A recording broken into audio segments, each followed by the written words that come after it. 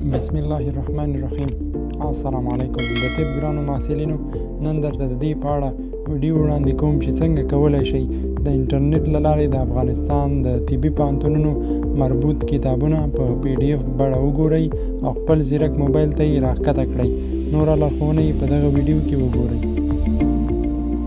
تر هر څه وړاندې لومړی په موبایل کې ګوګل کروم خلاص کړئ او په سرچ ټیب کې ورکړئ افغانستان یونیورسټي بوکس.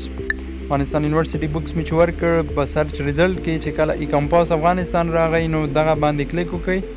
چې په دې مو کلیک وکړه دغلته به تاسو ته د دې سفر راوړي ای کمپاس افغانستان. په دغه کې تاسو کولی شئ چې د افغانستان د پوهنتونونو کتابونه کوم چې په دري لیکل شوي وي، کوم چې په پښتو لیکل شوي وي، همدارنګه انګلیسي هم کولی شئ چې ترلاسه کړئ، خپل موبایل ته یې راښکته کړئ.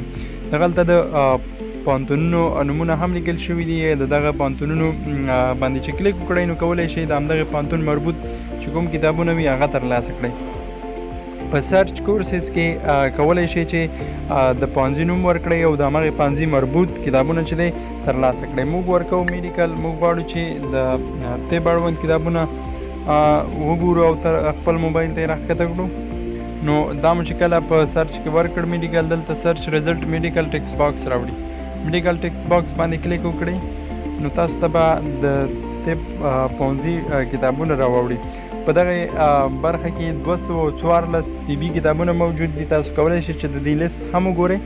همدارنګه دغه 214 طبي کتابونه په دوو برخو ویشل شوي. یو یې DVD 1 کې اچول شوي دي، بل DVD 2 کې اچول شوي دي. په DVD 1 کې چې دی د PCB اړوند کتابونه دي، د پارا کلینیک، پبلک هیلث دی، همدارنګه انفیکشس ډیزیز اړوند کتابونه دي.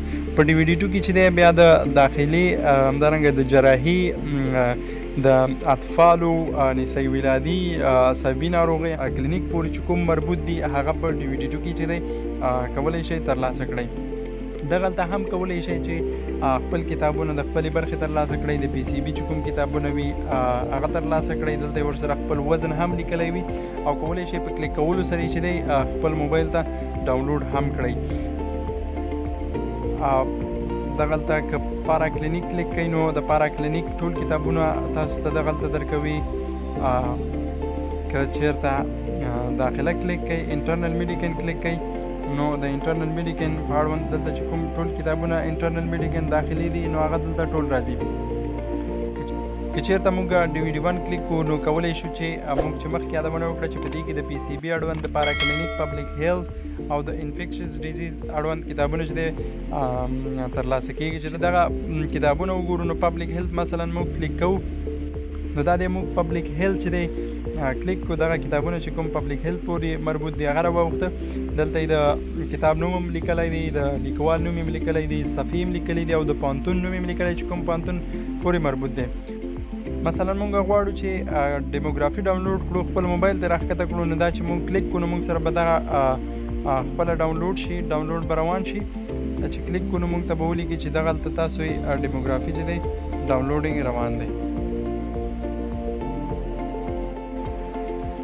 چېرته موږ DVD 2 خلاص کړو په دې کې موږ ته د داخلي، د جراحي، همدارنګه د اطفالو، د نسایي ولادي او د دې اړوند راډیولوژي په اړه باندې چې دی کوم کتابونه چې دي هغه راوړي. دلته ورسره که چېرته غواړو موږ د داخلي اړوند کوم کتاب غواړو وګورو یا موبایل ته ډاونلوډ کړو په دې کلیک کوو دغلته موږ ته کتابونه راوړي.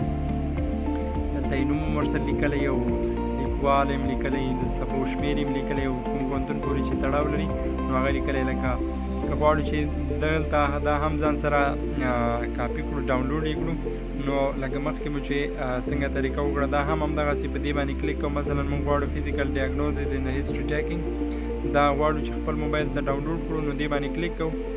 کلیک څخه وروسته بیا دلته خپله ډایرکټ ډاونلوډینګ روانېږي او چې په دې کلیک وکړو نو دلته موږ سره دیږي چې ډاونلوډینګ روان شي.